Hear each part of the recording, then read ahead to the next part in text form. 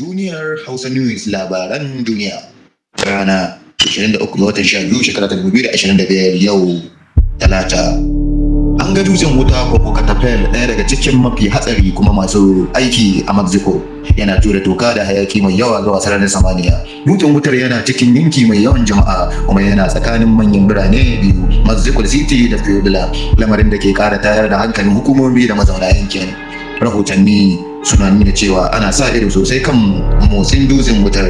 An gargaɗi jama'a da su guji kusantar yankin. Hukumomin agaji sun shiga shirin ko ta kwana idan lamarin ya tsananta. Masana sun ce irin wannan fashewa na iya haddasa matsalar numfashi, hana zirga-zirgar jiragen sama, jawo barazana ga lafiya. Karshen wannan shi ne sabuntaccen labari daga Mexico a yau 23 ga watan Disamba shekara ta 2025. Ku ci gaba da bibiyar Duniyar Hausa News domin samun sahihan labarai cikin gaugawa. Ku danna mana alamar ƙararrawa da like.